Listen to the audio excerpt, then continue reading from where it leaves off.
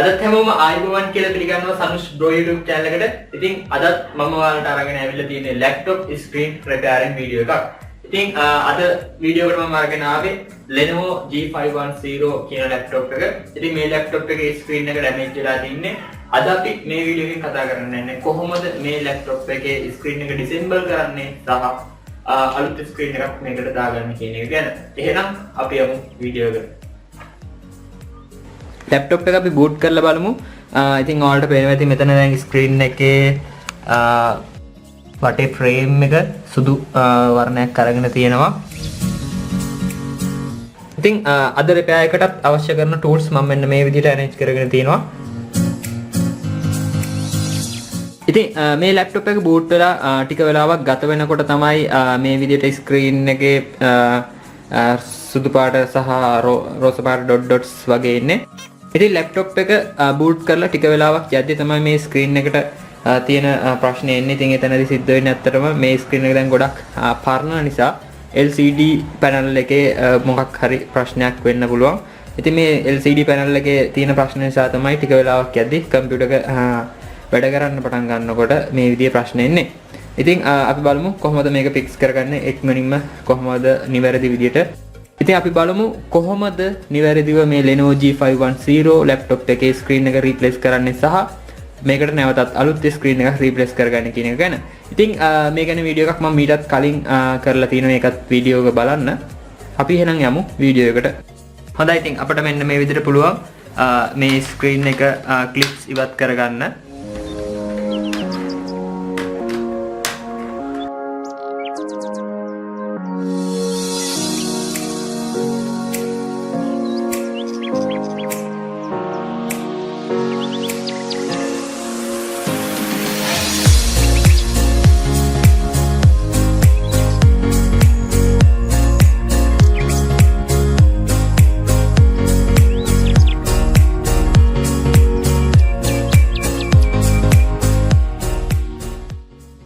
ඉතින් මෙන්න මේ විදිහට ඔයාලට පුළුවන් මේ ක්ලිප්ස් ටික ඉවත් කරගත්තට පස්සේ ඉතින් ඔයාලට පේනවා ඇති මෙතන ගම් වලින් පොඩ්ඩක් අලවල වගේ තියෙන. ඉතින් ඒ නිසා අපිට සිද්ධ වෙනවා මේකත් මේ විදිහට ෆික්ස් කරගන්න.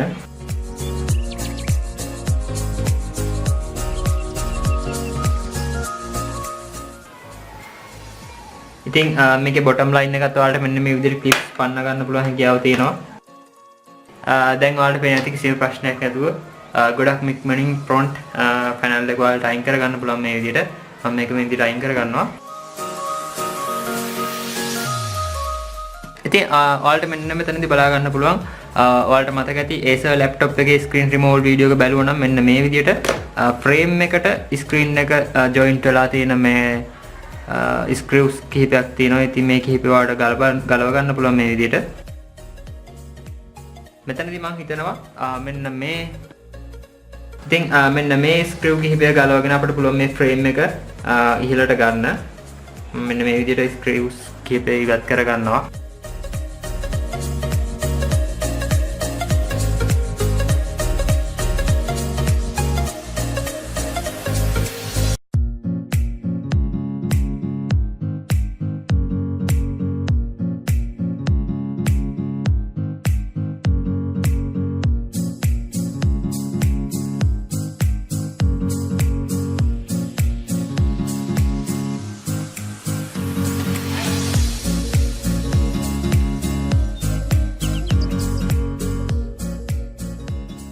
හොඳයි. ඉතින් මෙතනදී අපි මෙන්න මේ විදිහට ලැප්ටොප් එකේ main frame එකෙන් screen එක මේ විදිහට ඉවත් කරගත්තා.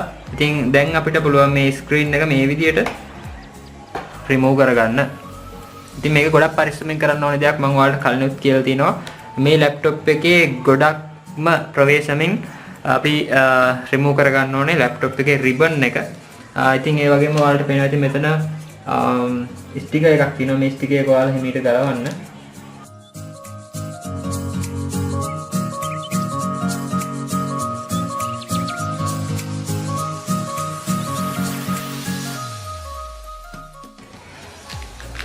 හොඳයි. ඉතින් මෙන්න මේ විදිහට ගොඩක්ම පරිස්සමින් රිබන් එක ඉවත් කරගන්න. ඊට පස්සේ ඔයාලට පුළුවන් ඊට පස්සේ පුළුවන් මෙන්න මේ විදිහට ස්ක්‍රීන් එක ඔයාලට රිමූව් කරගන්න. හොඳයි. ඉතින් මෙන්න මේ විදිහට ස්ක්‍රීන් එක අපි රිමූව් කරගත්තා. ඉතින් මේක සාමාන්‍යයෙන් ස්ක්‍රීන් එක වැඩ කරාට මේක ටික වෙලාවක් රත් වෙනකොට තමයි ස්ක්‍රීන් එකට ප්‍රශ්නේ ඉන්නේ. ඒ නිසා මේක ඉවත් කරලා අලුත් ස්ක්‍රීන් එකක් දාන්න තමයි අපි යන්නේ. එහෙනම් අපි අලුත් ස්ක්‍රීන් එකක් මේකට රීප්ලේස් කරමු. හොඳයි. ඉතින් ලැප්ටොප් එකේ ස්ක්‍රීන් එක මම හයි කරන්න කලින් මේ විදිහට පොඩ්ඩක් පීදාගෙන ඉන්නම්. ඉතින් මේකට ඔයාලට පුළුවන් ගොඩක් කෙඳි හීන පින්සලක් භාවිතා කරන්න. ඉතින් මේ තියෙන අපි රීප්ලේස් කරගන්න යන ස්ක්‍රීන් එක. එහෙනම් අපි මේ ස්ක්‍රීන් එක මේ ලැප්ටොප් එකට ෆික්ස් කරලා බලමු.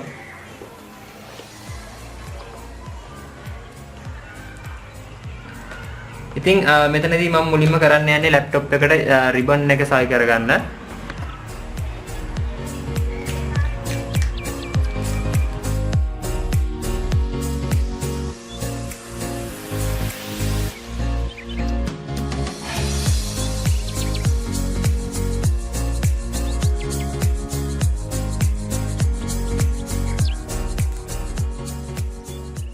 හොඳයි. ඉතින් මෙන්න මේ විදිහට මම දැනට ස්ක්‍රීන් එක සවි කරගත්තා. ඉතින් අපි මේක චෙක් කරලා බලමු හරි විදිහට වැඩ කරනවද කියලා. ඊට පස්සේ අපි මේකේ ඇසෙම්බල් එක කරමු. මම විදිහට පවර් එක සම්බන්ධ කරගන්නවා. ඉතින් ඔන්න දැන් ඔයාලට පේනවා ඇති කිසිම ප්‍රශ්නයක් නැතුව අපි අපේ ලැප්ටොප් එකේ ස්ක්‍රීන් එක රීප්ලේස් කරා. ඉතින් ඔන්න දැන් ඔයාලට හොඳින් බලා ගන්න පුළුවන් කෝනස්.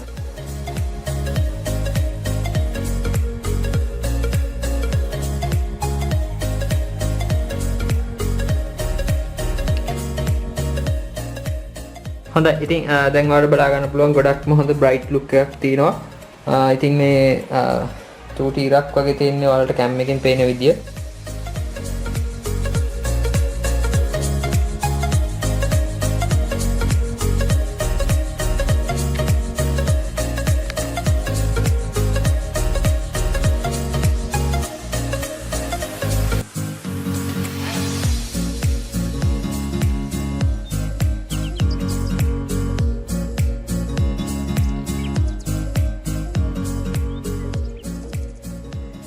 හොඳයි. එහෙනම් අපි ලැප්ටොප් එකේ ඇසෙම්බල් එක කරලෙමු. ඉතින් ඇසෙම්බල් එකට යන්න කලින් මම මේක ෂට් ඩවුන් කරලා ඉන්නවා. ඊට පස්සේ මම ඉවත් කරගන්නවා අපේ පවර් එක.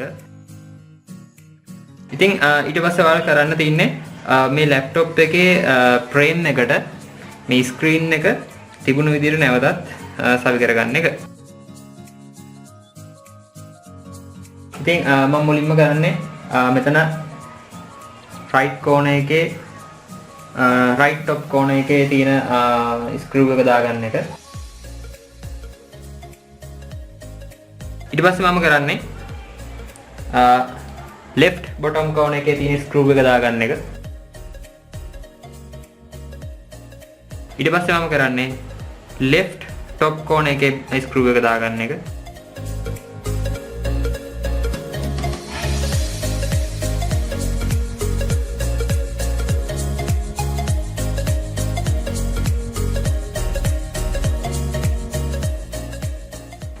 bottom right corner එක.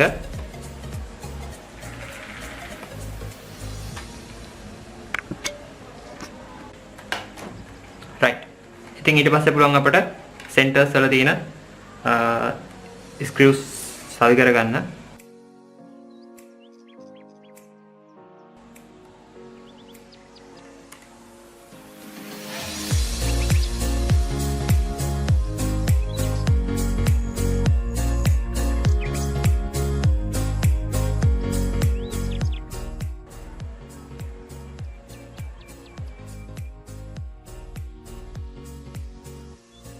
හොඳයි.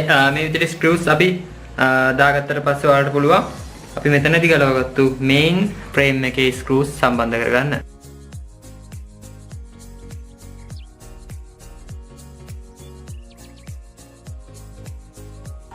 හොඳයි. ඉතින් අපි දැන් හරියට මේ ස්ක්‍රීන් එක ෆිට කරගෙන තියෙන අපේ ෆ්‍රේම් එකට. ඉතින් අපිට පුළුවන් දැන් අපේ ෆ්‍රන්ට් පැනල් එක නැවතත් සවි කරගන්න. ඉතින් මම මේ විදිහට ෆ්‍රන්ට් පැනල් එක සවි කරගන්නවා.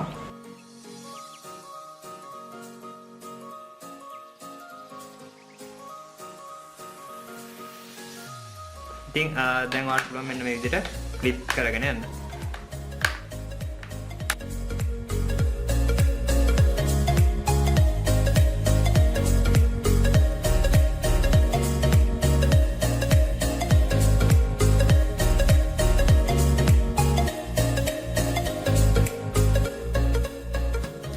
හොඳයි. ඉතින් ඔන්න අපි අපේ ලැප්ටොප් එකට ස්ක්‍රීන් එක රීප්ලේස් කරගෙන ඉවරයි. ඉතින් අපි කම්පියුටර් එක නැවතත් බූට් කරගමු. මම මේ විදිහට පවර් එක සම්බන්ධ කරගන්නවා. ඉතින් මේ විදිහට මම පවර් එක ඔන් කරගන්න තමයි යන්නේ. ඉතින් දැන් ඔයාලට පේනවා ඇති කලින් තිබුණා වගේ කෝනස් වල කිසිම ප්‍රශ්නයක් නැහැ.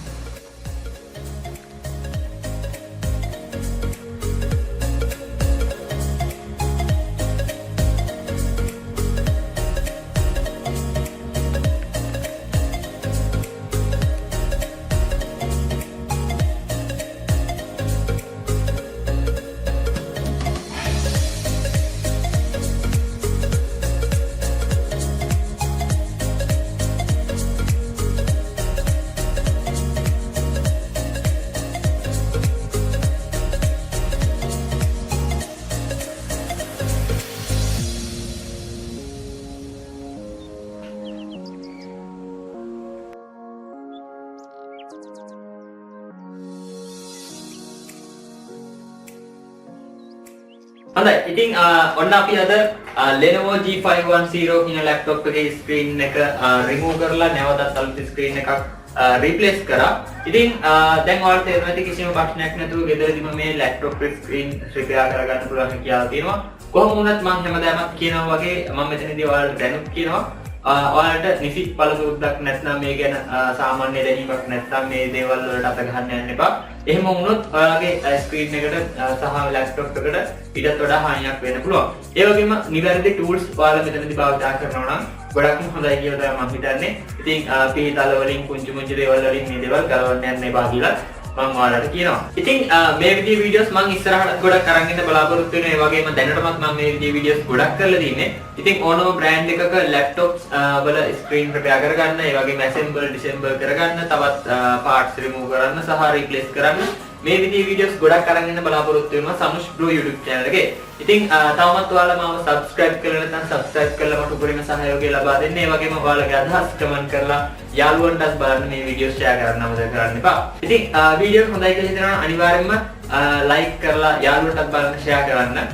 අනිවාර්යෙන්ම Sanush Bro YouTube channel එක subscribe කරන්න.